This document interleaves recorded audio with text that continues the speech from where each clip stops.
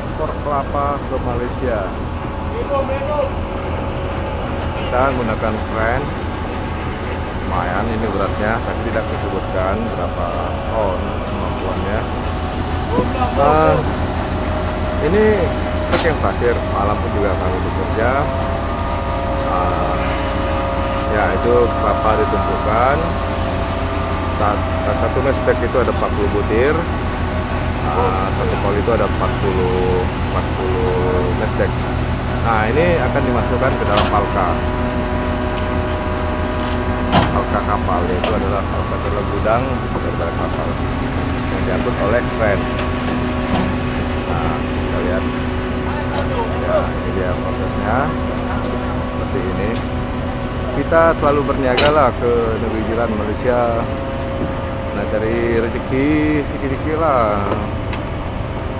Nah, ini dia,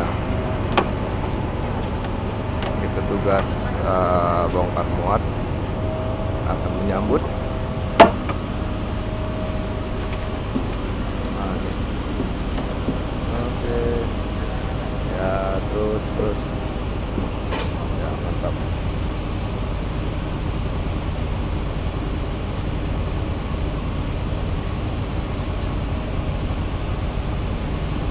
Ya, ini akan diturunkan, diarahkan kemana arahnya nanti oleh petugas yang ada di bawah, petugas bongkar muat.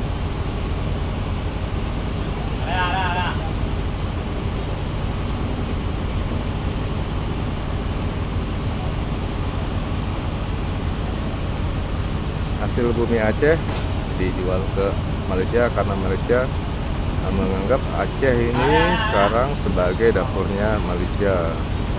Jadi segala kebutuhan pangan yang ada di Malaysia itu bersumberkan daripada negeri kita Aceh.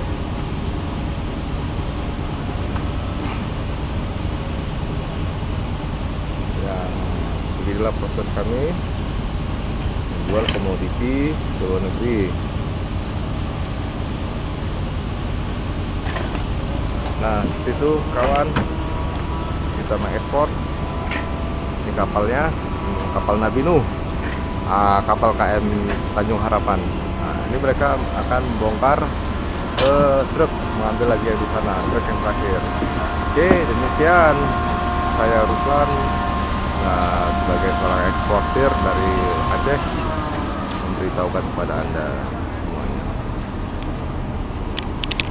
Ya, dadah, mantap.